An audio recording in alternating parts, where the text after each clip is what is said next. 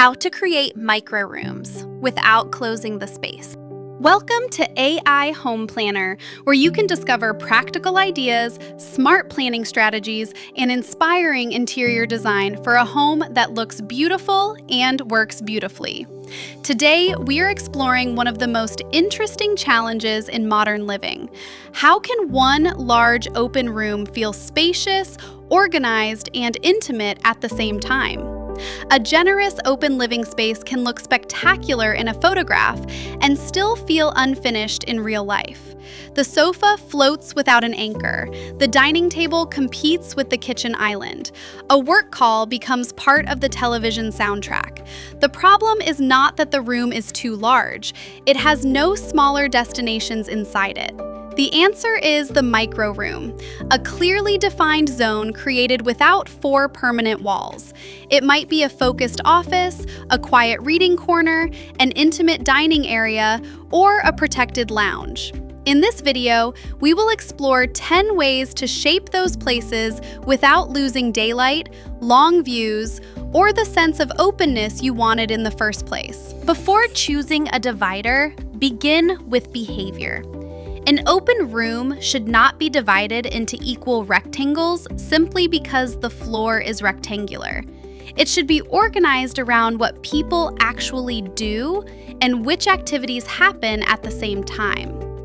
List the functions you need, then mark the natural routes between entrances, windows, the kitchen, and the garden. Those paths are the corridors of your invisible floor plan, and a successful layout keeps them clear. Now separate activities by compatibility. Dining and cooking usually belong near each other. Reading and television may not. A desk needs controlled glare and a calmer acoustic zone. A conversation area works best when people can face one another without sitting inside a walkway.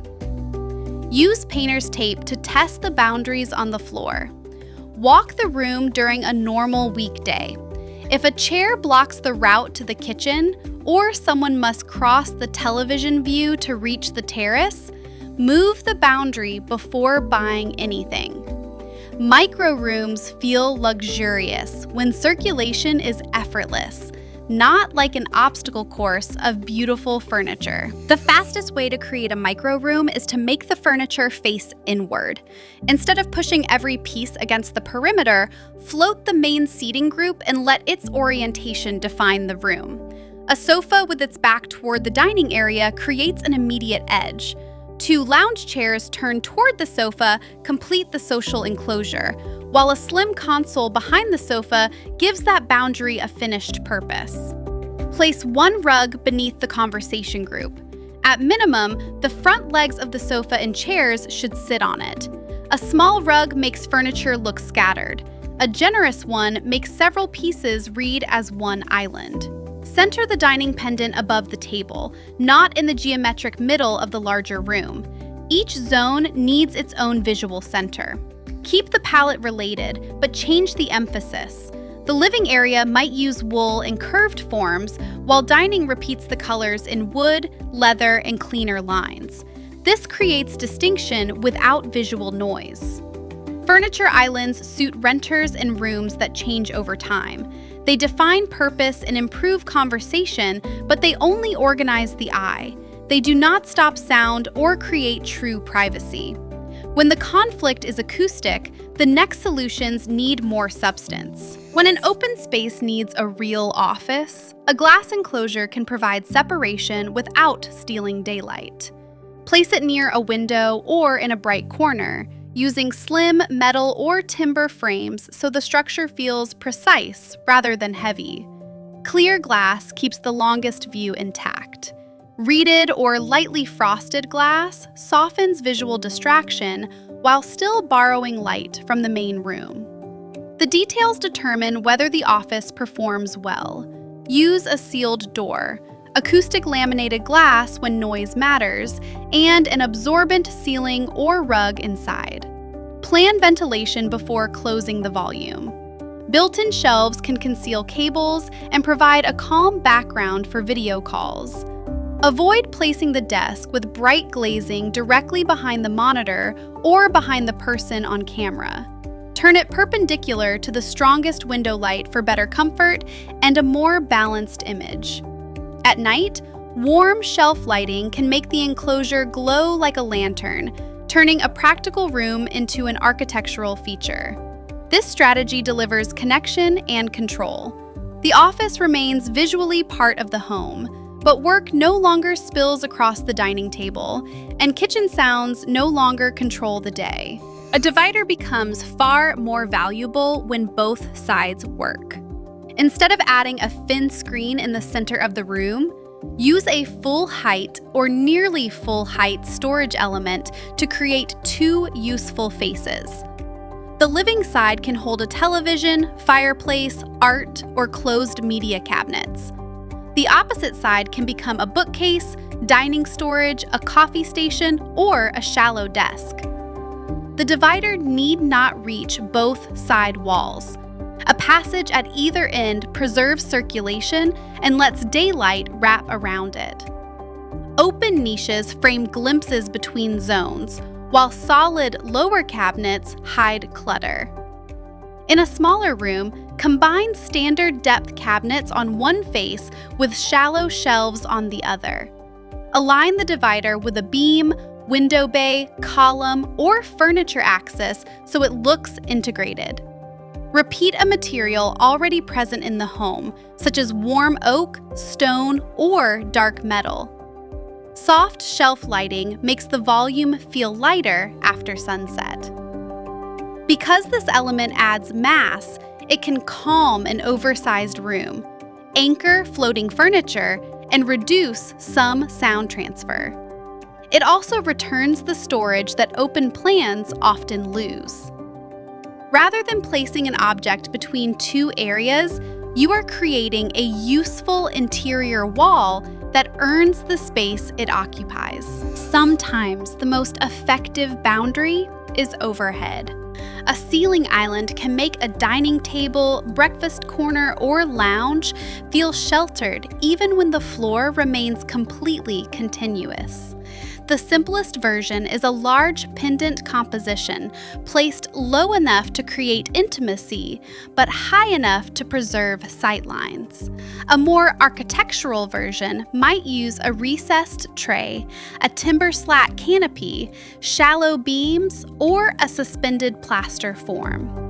Keep the ceiling feature closely related to the footprint below it. If the dining table is long and rectangular, the overhead composition should reinforce that geometry. For a round table, a circular fixture or softly curved ceiling detail can create a stronger sense of enclosure. Use a warm, dimmable centerpiece for atmosphere, then add discrete ambient light so the zone remains functional. Acoustic slats or felt-backed panels can also reduce echo in hard-surfaced interiors. Do not lower the entire room just to define one activity. The contrast is what creates the effect. A protected ceiling plane over the furniture, surrounded by the original height. It gives the body a subtle sense of shelter while leaving every major view open from wall to wall. A small change in elevation creates a boundary you can feel before you consciously notice it. A lowered lounge can become an intimate place for conversation, while a raised platform can define a music corner, reading zone, or flexible family room. Even a modest change can separate the activity because the furniture now belongs to a different horizontal plane. Use this strategy only where the room can absorb safe, obvious steps. Never hide a level change in a busy route.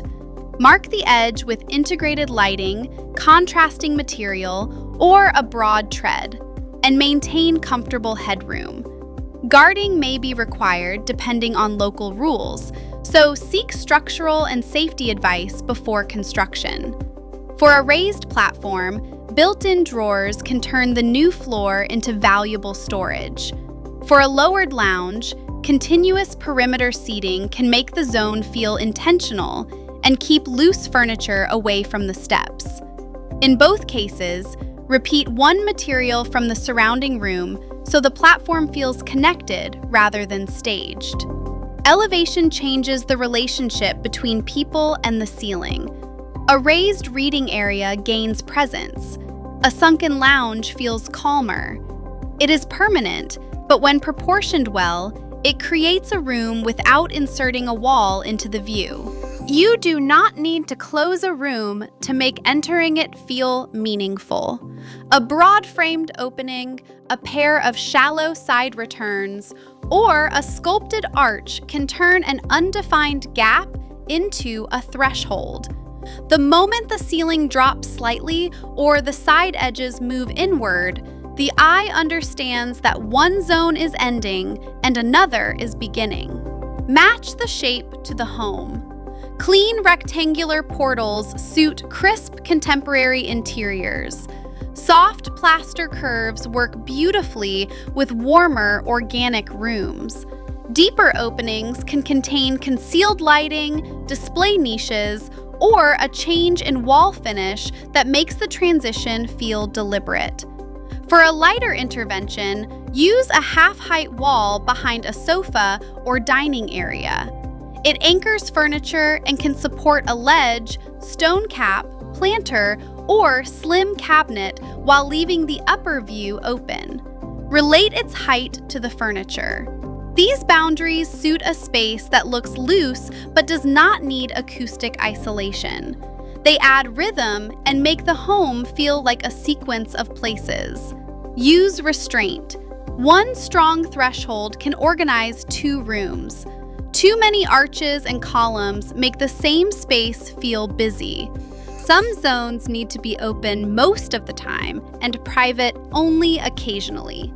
This is where a wide sliding or pocket door system becomes invaluable. Open, it allows the living room, office, playroom, or kitchen to participate in the larger plan. Closed, it can contain sound, screen clutter, and create a more comfortable retreat. Pocket doors preserve floor area, but require a cavity free of plumbing, wiring, and structural obstacles. Surface-mounted panels are easier to retrofit, although they need clear wall space. Use solid panels for privacy, clear glass for daylight, or reeded glazing for light without a direct view. Choose quiet, high-quality hardware. Large doors should glide easily, stop softly, and feel substantial when closed. If acoustic control is important, pay attention to seals and gaps. A beautiful sliding panel with open edges will provide visual separation but limited sound isolation. Flexible doors let the plan respond to different moments. The home can feel expansive during a gathering, focused during work, and intimate in the evening. That flexibility is often more useful than a completely open or closed plan. For a softer boundary, use plants to filter the view rather than block it. A line of tall planters can protect a reading corner, soften the edge of a dining area, or hide a desk from the main seating zone. A timber or metal trellis with climbing plants creates more height while allowing daylight and air to pass through. Build the composition in layers. Tall specimens for structure, medium foliage for density, and lower plants to finish the base. Repeat one planter material so the screen reads as an architectural gesture. Leave space for maintenance and do not narrow a main walkway. Choose plants for the actual light available. Near a bright window, olive trees, ficus, or palms may work. In lower light, choose tolerant species or use a slatted screen with fewer plants. Protect the floor and keep every container accessible.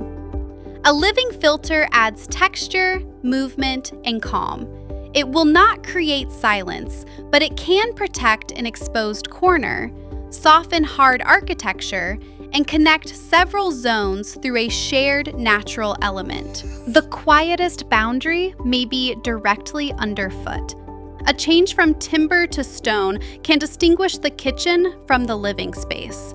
An inset carpet can define a media lounge without adding the thickness of a loose rug. A border of stone, timber, or metal can trace a dining zone with the precision of a drawn line. Keep transitions flush so movement stays safe and furniture sits evenly.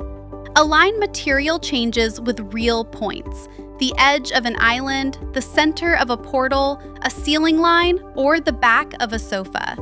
An unrelated transition will look accidental. Color does not need to change dramatically. Two materials with similar warm tones can create enough textural contrast while preserving calm. Repeat each finish somewhere else in the larger space so the home remains cohesive. Floor zoning occupies no visual volume and preserves light. Combine it with a lighting center above and a furniture island in the middle. 3 subtle boundaries aligned on one footprint can feel stronger than an oversized divider. The best open homes are not empty containers. They are landscapes of connected places. One zone invites conversation, another supports concentration, and another creates a quiet pause.